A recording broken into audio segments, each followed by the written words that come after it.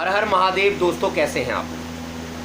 दोस्तों बोला जाता है जब महाप्रलय होगी यानी कलयुग खत्म होगा तो सारी दुनिया का विनाश हो जाएगा। लेकिन एक तरफ बोला जाता है कि कल्कि भगवान आएंगे और कल्कि भगवान कुछ नेक सच्चे अच्छे लोगों को, हर धर्म के और कुछ जीव जंतुओं को सतयुग में लेके जाएंगे। अब दोस्तों सोचने वाली बात है, जब पूरी दुनिया खत्म हो जाएगी तो फिर वो लोग कैसे बचेंगे? दोस्तों कल्कि भगवान उनको एक दिव्य ज्ञान देंगे जिसके द्वारा वो लोग बच जाएंगे महाप्रलय में और वो सतयुग देखेंगे। लेकिन दोस्तों सवाल ये आता है कि आखिर कल्कि भगवान उन्हें कैसे बचाएंगे? जब पूरी दुनिया में ही प्रलय होगा तो आखिर वो लोग कैसे बचेंगे?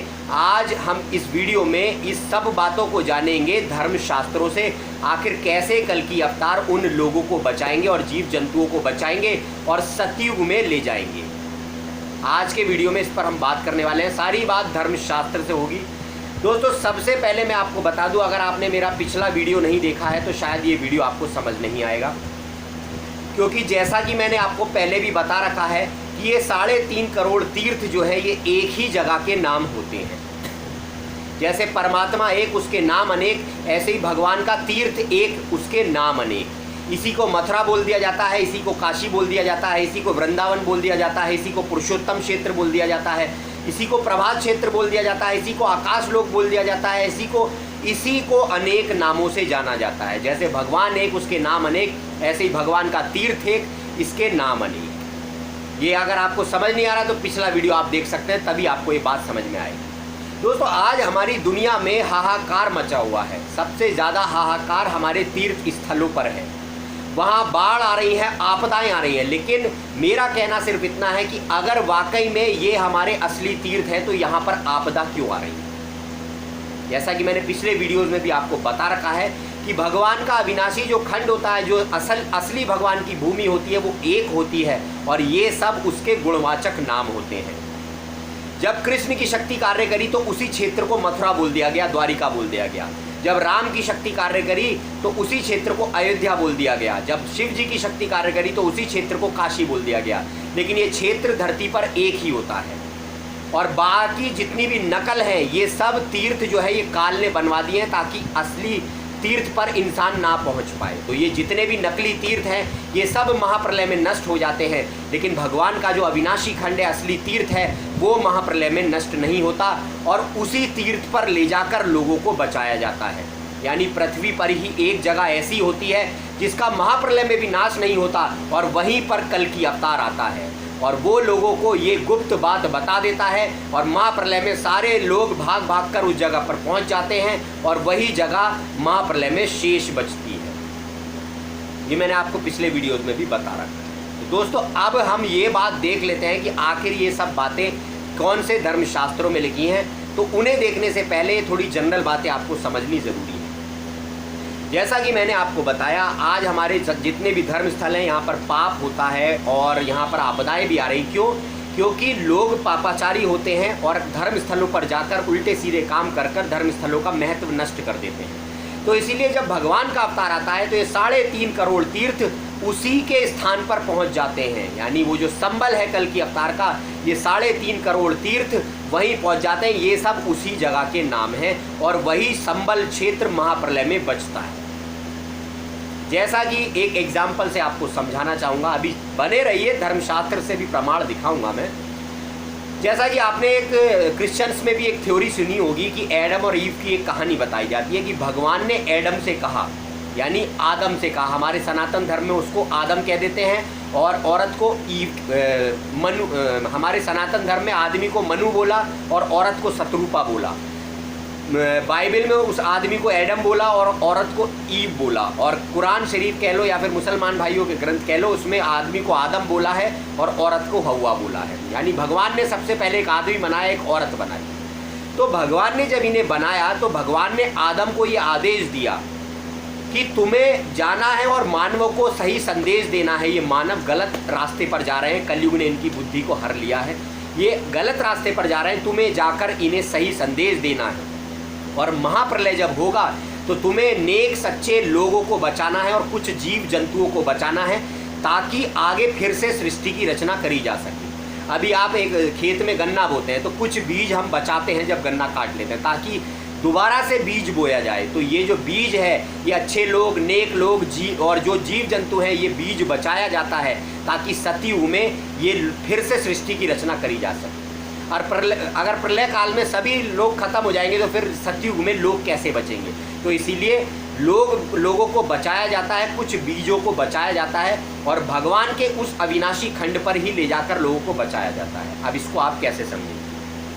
तो भगवान ने आदम को आदेश दिया कि तुम एक ऐसी नाव बनाओ जो महाप्रलय में नष्ट नहीं होती है, और उस पर कुछ मानवों को, अच्छे लोग, नेक सच्चे लोगों को और कुछ जीव जंतुओं के एक एक जोड़े को चढ़ाओ, ताकि सतयुग में फिर इन्हीं से आबादी बढ़ जाए और सतयुग बरताना चालू हो। अब लोग सोच लेते हैं कि आदम ने कोई नाव बनाई, कोई लकड़ी की नाव बनाई, लेकिन असल में वो नाव कोई और नहीं, वो भगवान का नाम है। जब कल की अवतार आएगा तो वो नाम का संदेश लोगों को देगा, जिसे हम नामदान भी कहते हैं। अनेक नामों से इसको पुकारा गया है। वो गुप्त रहस्य कल की अवतार लोगों को बताएगा, जिससे वो अपने अंदर में परमात्मा के दर्शन कर कर सब कुछ जान पाएंगे। और वो एक भेद और बताएगा, जो नाव आदम ने बनाई वो उस नाव का भेद बताएगा। वो नाव कोई लकड़ी की नाव नहीं है जो आदम ने बनाई। ये नाव इस क्षेत्र को ही बोला गया है जो धरती पर मौजूद होता है और जिसका महाप्रलय में भी नाश नहीं होता। ये क्षेत्र जो होता है ये मंडलाकार होता है, गोल होता है। इसीलिए बोला जाता है अखंड मंडलाकारम व्याप्तम येन चराचरम तत्पदम दर्शनतम येन तस्मै श्री गुरुवे नमः। यानी वो मंडलाकार जे क्षेत्र जो कभी खंडित नहीं होता, व्याप्तम येन चराचरम, यहाँ पर चराचर जीव निवास करते होंगे, इसे कहीं पहाड़ों में मत ढूंढना। तत्पदम दर्शनतम येन, इस पद को जो तुम्हें दर्शाए, तस्मै श्री गुरुवे नमः, ऐसे गुरु के चरणों में नमन करना चाहिए। यानी वो जो भगवान का अवतार आएगा तुम्हें इस अखंड क्षेत्र के बारे में बताएगा, और जब महाप्रलय होगी तुम भागकर उस क्षेत्र पर पहुंच जाना, तो महाप्रलय में बच जाओगे। तो जो भी अवतार के नेक सच्चे लोग हैं वो इस क्षेत्र को जान लेते हैं, अवतार इस क्षेत्र को उन्हें बता देता है, धर्मशास्त्रों से सिद्ध कर देता है आकर, और जो समझदार होते हैं वो समझ जाते हैं, और जब महाप्रलय होता है तो वो उसी दिशा में भागते हैं।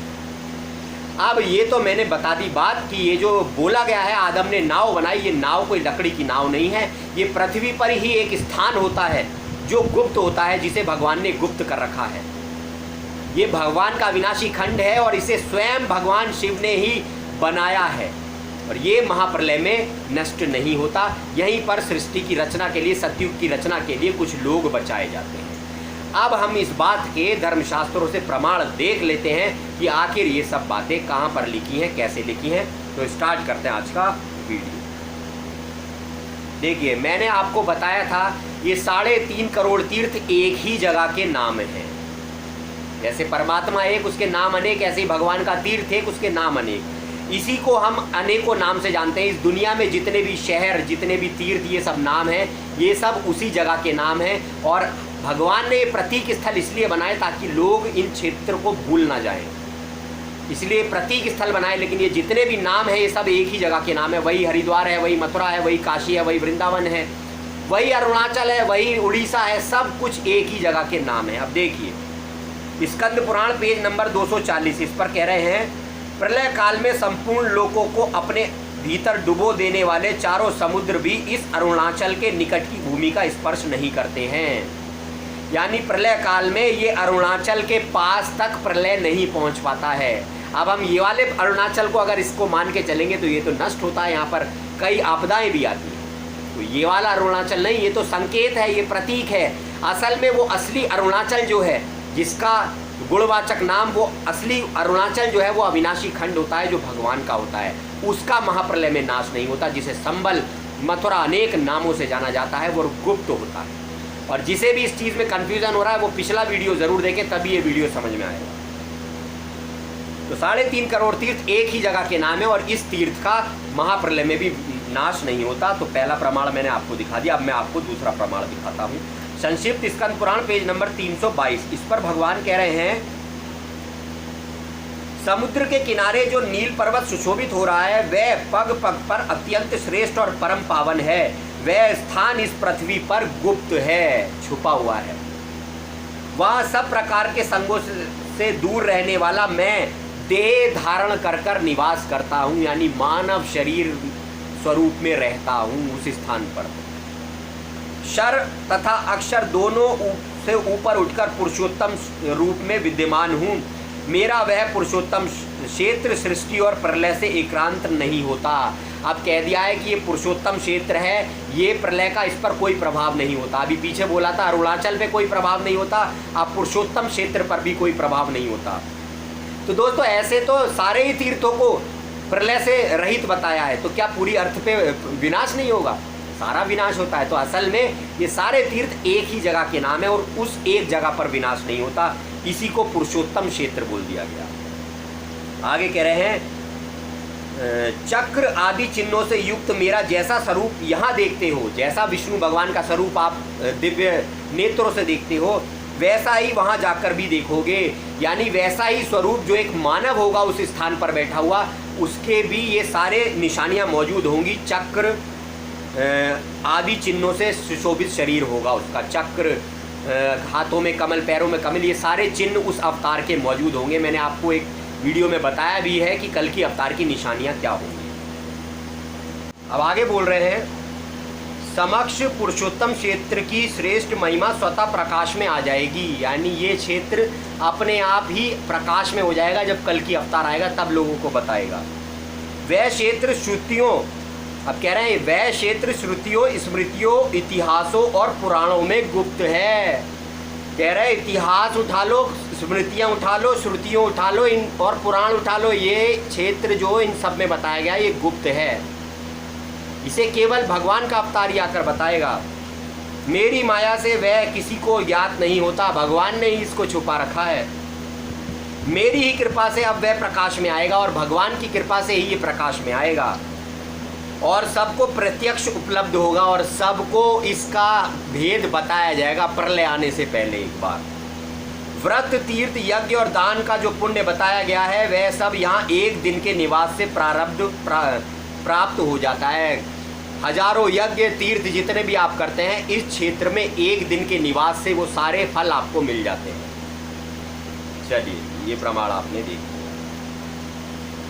एक प्रमाण देख ले, स्कंद पुराण पेज नंबर 322, इस पर दिया है जब समस्त चराचर जगत नष्ट होकर प्रलय काल के समुद्र में डूब चुका था, उस समय 7 कल्पों तक जीवित रहने वाले मार्कंडेय मुनि कहीं भी ठहरने के लिए स्थान पर ना पाकर चिंतित हुए।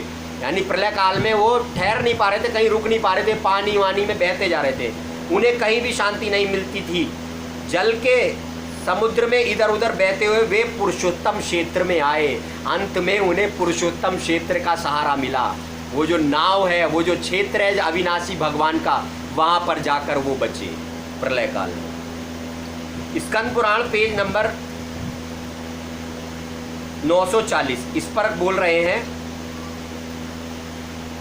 सेवित परम सुंदर जो महाकाल वन है, अब इसी जगह को महाकाल वन बोला है। जैसे मैंने बताया भगवान का तीर्थ एक, इसके नाम अनेक, इसी को अयोध्या बोल देगा, इसी को काशी, इसी को वृंदावन, इसी को महाकाल वन। वहाँ समस्त कामनाओं और फल देने वाली एक पवित्र पुरी है जो बड़ी ही मनोरम और कुशल स्थली है, कुशस्थ स्थली नाम से प्रसिद्ध है। वहाँ सिद्ध और गंधर्व निवास करते हैं, वहीं महादेव जी सदैव निवास करते हैं। कल्पांत में जब समस्त चराचर प्राणी नष्ट हो जाते हैं, यानी महाप्रलय की बात हो रही है, सब तीर्थ, समस्त पुण्य मंदिर, नदी, समुद्र, सरोवर, उपवन, औषधि, वृक्ष, लता, यंत्र, मंत्र, शुभ अशुभ, नक्षत्र, सूर्य, चंद्र आदि जगत का अभाव हो जाता है। यानी सब कुछ नष्ट हो जाता है। मंदिर ले लो, नदी ले लो, समुद्र ले लो, सब कुछ नष्ट हो जाता है।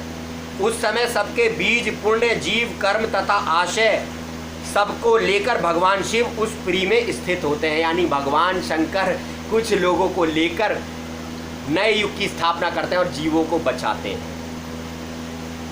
आगे देख लेते हैं स्कंद पुराण पेज नंबर 944, इस पर दिया है उत्तम महाकाल वन में प्रलय काल भी बाधा नहीं पहुंचाता। यानी इस महाकाल वन में प्रलय नहीं पहुंचता है। अब इसमें भी बोल दिया महाकाल वन में भी प्रलय नहीं पहुंचता है, वृंदावन में भी प्रलय नहीं पहुंचता है, पुरुषोत्तम क्षेत्र में भी प्रलय नहीं पहुंचता है। ऐसे तो सारी धरती में ही प्रलय नहीं पहुंचेगा, लेकिन फिर विनाश क्यों?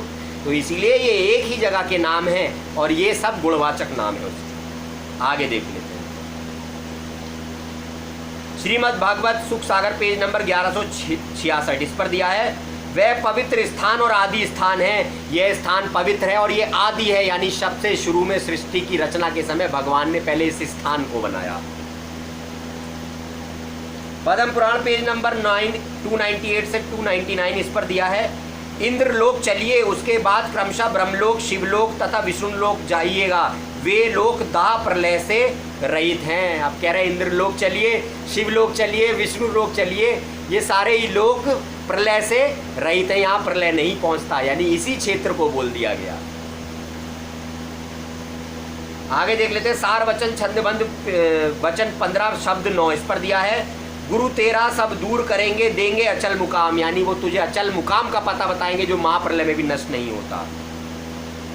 अब इसमें दिया है श्री गुरु ग्रंथ साहिब पेज नंबर 1146 इस पर दिया है, सतमंडल का निश्चल आसन, सतमंडल नहीं माही पाप विनाशन, यानी सतमंडल में पाप विनाश होते हैं, सतमंडल का नहीं विनाशु, सतमंडल का कभी विनाश नहीं होता। मंडल कहते हैं गोल को, अभी गूगल करिए what is the meaning of Sanskrit, यानी वो जो अविनाशी खंड होता है गोल, उसका कभी विनाश नहीं होता, जिसे संबल भी बोलते हैं।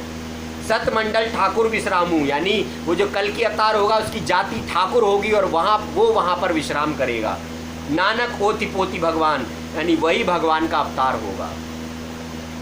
अब एक चीज़ मैंने आपको बताई कि प्रलय में ये नष्ट नहीं होता, ये विष्णु भगवान के सुदर्शन चक्र पर स्थित होता है। मैंने आपको बताया गोल होता है, इसीलिए विष्णु भगवान का चक्र भी गोल होता है। देवताओं ने कहा प्रभु आपकी लीला बड़ी अपरंपार है, जब हम पर पापाचार होगा हम आपको ढूंढेंगे कहाँ, तब उन्होंने हाथ में लिया चक्र सुदर्शन, सु माने अच्छा, दर्शन माने दर्शन दूंगा, गोल आकार भूमि के केंद्र बिंदु पे, यानी गोल आकार भूमि के केंद्र बिंदु पर आऊंगा। इसीलिए बोला जाता है खंड मंडलाकारम व्याप्तम येन चराचरम तत्पदम दर्शन तम येन तस्मै श्री गुरुवे नमः। ये गोल का बहुत बड़ा रहस्य, आज कंपनी में जितनी भी मोटर घूम रही है गोल घूम रही है, गाड़ी का टायर घूम रहा है गोल घूम रहा है, पंखा घूम रहा है गोल घूम रहा है, कूलर घूम रहा है, मोटर उसकी गोल घूम रही है, पानी में बूंद गिर रही है गोल आकृति बना रही है। आखिर ये गोल है क्या? किसी भी भगवान की आप फोटो देखोगे इसके पीछे गोल चक्र बनाते हैं, क्यों बनाया बनाने वाले ने? ये सब जानने के विषय है। भगवान का अविनाशी खंड जो होता है वो गोल ही होता है। अब यही विष्णु भगवान का सुदर्शन चक्र है, जब महाप्रलय होता है तो विष्णु भगवान इसको ऐसे उठाते रहते हैं। ये समुद्र तल से ऊंचाई इसकी सबसे ज़्यादा होती जाती है और सारे धरती पर आग पानी होता है, लेकिन इस क्षेत्र को नहीं छू पाता। अब विष्णु भगवान के हिसाब से, शंकर भगवान के हिसाब से देखें तो ये क्षेत्र उनकी त्रिशूल की नोक पर स्थित है, और जब महाप्रलय होती है तो भगवान शंकर इस क्षेत्र को ऊपर करते रहते हैं। अब आप इस बात पर यकीन नहीं करोगे तो आपको एक प्रमाण दिखाता हूँ। स्कंद पुराण पेज नंबर 762, विश्वनाथ जी के निवास स्थान अभिमुक्त नामक महाक्षेत्र का अधिक रमणीय तथा इस ब्रह्मांड में कहीं नहीं है। कह रहे हैं भगवान का जो अभिमुक्त नाम क्षेत्र है, इससे रमणीय स्थान इस धरती पर नहीं है। अभिमुक्त काशी को ही बोला, स्कंद पुराण में ही बताया गया, यानी काशी क्षेत्र। अभिमुक्त क्षेत्र ब्रह्मांड के भीतर रहकर भी ब्रह्मांड में नहीं है, कि ब्रह्मांड में रहकर भी ये ब्रह्मांड में नहीं है, क्योंकि लोगों को दिखता नहीं। इसकी लंबाई 5 कोस है, यानी 5 कोस का ये क्षेत्र होता है। प्रलय काल में एकावर्ण जल जैसे जैसे बढ़ता है, यानी प्रलय में जैसे जैसे समुद्र का जल बढ़ता जाता है वैसे वैसे इस क्षेत्र को शिवजी ऊपर उठाते जाते हैं। काशी क्षेत्र महादेव जी के त्रिशूल की नोक पर स्थित है। यह ना तो आकाश में स्थित है ना ही भूमि पर, किंतु मूल बुद्धि मनुष्य इस रूप में नहीं देख सकते। यहाँ सदा सतयुग रहता है और सदा महापर्व लगा रहता है। यहाँ पाखंड पाप नहीं होता। ये क्षेत्र भगवान गुप्त रखते हैं। अब मैंने आपको बताया कि सतयुग में जो लोग भगवान ले जाएंगे, नेक सच्चे लोग, उन सब लोगों को इस क्षेत्र पर बचाया जाएगा। तो इसका प्रमाण मैं आपको दिखाता हूँ। स्कंद पुराण पेज नंबर 100 इस पर दिया है, कलाब्राम, इसी क्षेत्र को कलाब्राम बोला है। कलाब्राम वह स्थान है जहाँ सतयुग के लिए सूर्यवंश, चंद्रवंश और ब्राह्मण वंश बीज शेष और सुरक्षित है। यानी ये वो क्षेत्र होता है जहाँ पर सतयुग के लिए हर वंश के कुछ नेक सच्चे लोग बचाए जाते हैं। तो प्रलय काल में केवल यही क्षेत्र बसता है और इसी को जहाज बताया गया है आदम का, जो उन्होंने बनाया और नेक सच्चे लोगों को अपने साथ चढ़ाया और नए युग की स्थापना में उनको मौका दिया। दोस्तों, अगर वीडियो अच्छा लगा हो तो प्लीज़ चैनल को अभी सब्सक्राइब करें, इस वीडियो को शेयर करें और अभी के अभी लाइक भी कर दें। हर हर महादेव।